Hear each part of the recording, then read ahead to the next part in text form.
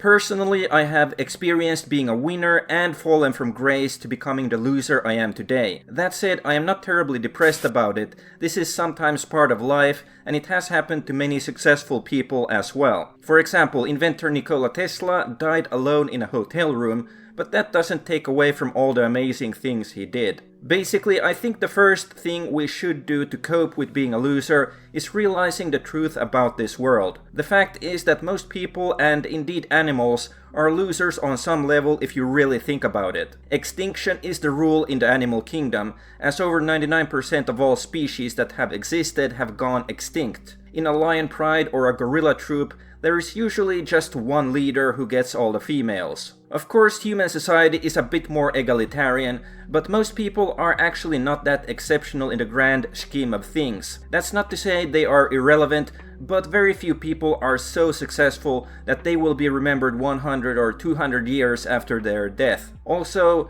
there have been times in human history when the average male has been very unsuccessful. For example, around 8,000 years ago at the dawn of agriculture, 17 women reproduced for every one man.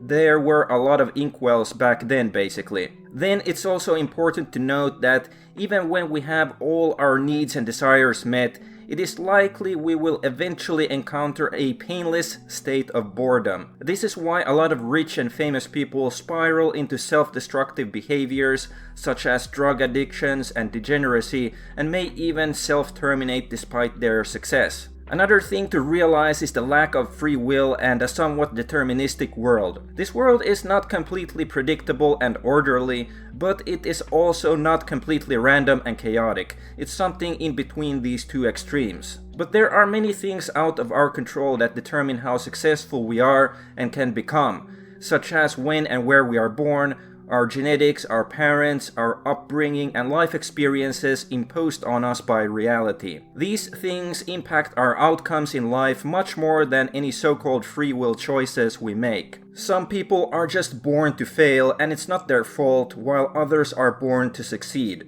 Now that we have that out of the way, what are some things we can do to cope with life as a loser? Well, I don't recommend to just lay down and rot, but set goals that are challenging enough to motivate you, but still easy enough to be achievable. As a loser, you don't have to follow the path set by society, because it doesn't apply to you and may only cause you to feel even worse about yourself. For example, I want to grow this channel to at least 100 subscribers, so please subscribe. That's one of my goals that I'm working towards. Secondly, I would suggest embracing minimalism. With less material desires, you will be disappointed less if these desires are not met due to your economic situation, which may be good or bad, I don't really know how you're doing, but materialism in general is not that satisfying anyway. You may get some dopamine after buying a new consumer item that lasts for a few days at most, then you must buy something new again to get the same feeling. Being a minimalist also reduces financial stress, and personally, I don't really enjoy being stressed about money. Then finally, you should enjoy the simple pleasures of life like good food, a warm summer day, hiking or biking, video games, and so on. These things are very accessible and don't cost a lot of money. Expensive things like traveling a lot or buying many luxury goods is overrated from my experience. I would recommend some traveling though, just to see some of the world and experience different cultures. That said, a lot of multicultural Western cities have become very similar to each other in the past decades. So once you've seen one of them, you've seen most of them. The same goes for tropical beaches, mountains, and many other locations. To sum it up, basically I would recommend realizing the truth of the world, that being a loser is actually not that terrible, and truly being a winner is very rare. Then realizing that a lot of what makes people winners or losers is actually out of their control. It's largely up to chance, such as being born in the right place at the right time, or winning the genetic lottery.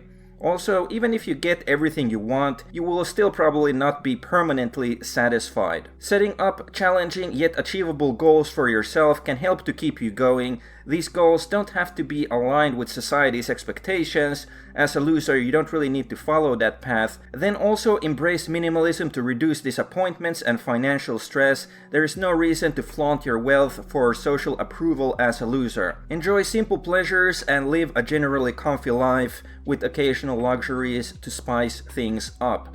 That would be my recommendation. Remember to like and subscribe. That's all for now. See you again in another video.